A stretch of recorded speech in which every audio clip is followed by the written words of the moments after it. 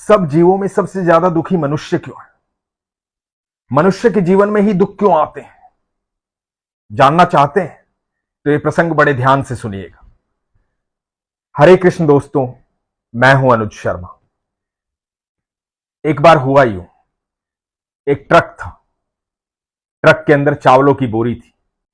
Truck सड़क पर चलता जा रहा था।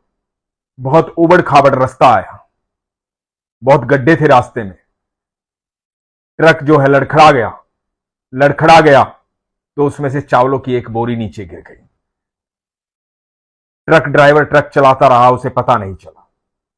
पीछे एक बोरी गिर गई जिसमें चावल थे। जैसे ही बोरी नीचे गिरी, चावल बिखर गए। जब चावल बिखर गए तो थोड़ी ही देर बाद वहां कुछ चींटियां आ गई। चींटियों ने आकर के चावल खाए और उसके बाद चींटियां चली गई। थोड़ी देर के बाद पक्षियों को चावल दिखाई दिए। कुछ पक्षी आए। पक्षियों ने आकर के वो चावल खाए। उसके बाद पक्षियों का भी पेट भर गया, पक्षी भी चले गए। उसके बाद एक गाय आई। गाय ने आके थोड़े से चावल खाए, उसका भी पेट भर गया, वो भी चली गई। उसके बाद उसी सड़क से एक इंसान आ रहा था, मनुष्य आ रहा था। उसने देखा कि चावलों की एक बोरी गिरी हुई है। चावल सड़क पर फैले हुए हैं। उसने पूरा जोर लगा करके सारे चावल इकट्ठा किए, बोरी में भरे और बोरी को कंधे पर उठाया और अपने घर की तरफ चल पड़ा। चावल को लेकर के अपने घर चला गया। दोस्तों, आपने एक बात पर ध्यान दिया?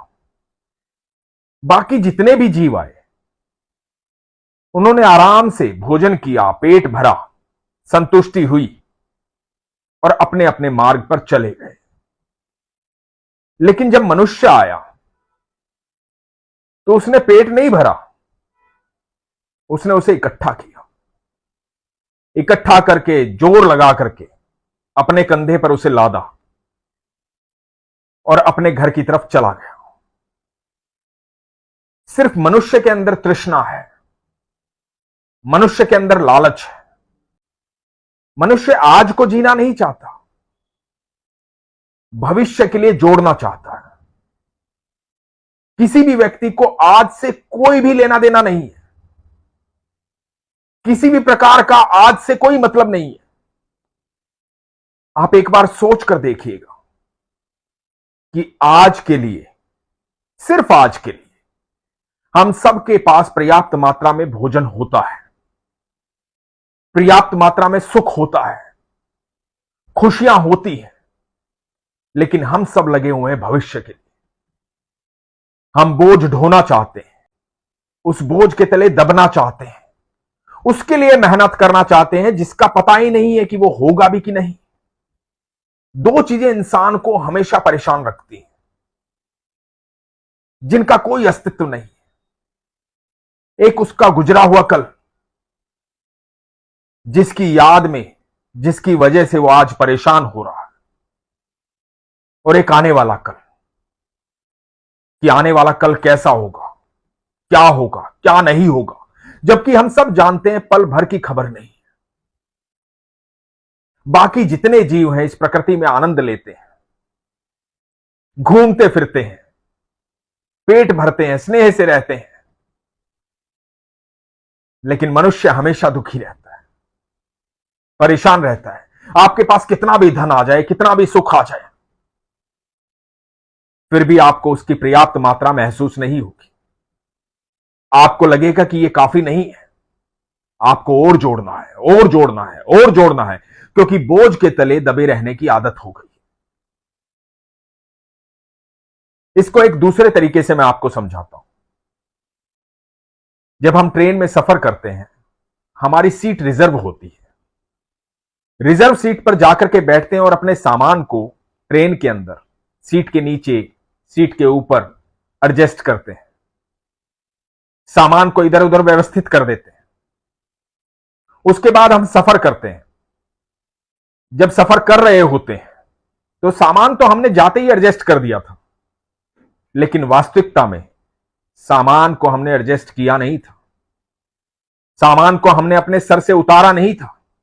जिस बोझ को लेकर के हम ट्रेन में चढ़े थे, वो बोझ लगातार पूरे सफर में हमारे सर पर रहा, क्योंकि बार बार उठकर ये देखते रहे कि सामान सुरक्षित है कि नहीं, मेरे जूते ठीक से रखे हैं कि नहीं, कोई उठाकर तो नहीं ले गया, मेरा बक्सा ठीक से रखा है कि नहीं, कोई उठा करके तो नहीं ले गया।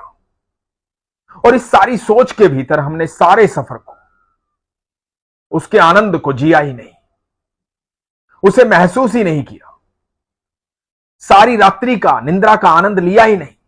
बार बार उठ उठकर देखते रहे कि सामान ठीक से रखा है कि नहीं।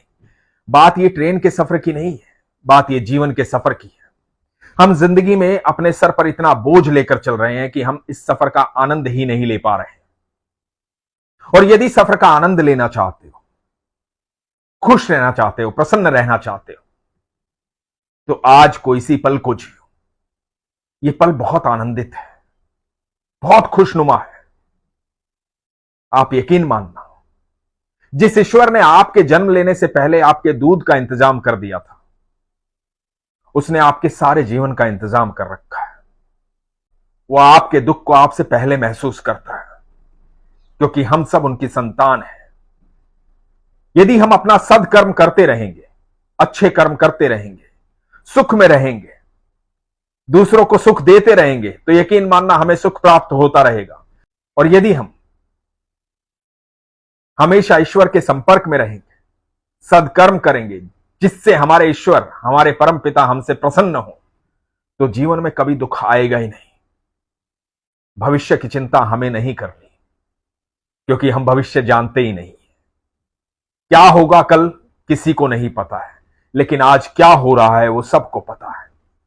इसलिए आज में विश्वास के साथ रहिए, प्रेम के साथ रहिए, सुख के साथ रहिए, दूसरों के साथ आनंद बांटते हुए रहिए। ईश्वर पर भरोसा रखिए, जिसने आपको इस धरती पर भेजा है वो आपकी सारी सुख सुविधाओं का ध्यान रखता है, लेकिन इसके लिए विश्वास की आवश्यकता है। इसीलिए हमेशा कहता हूं, अपने विश्वास को मजबूत रखिए, अपना ख्याल रखिए। हरे कृष्ण।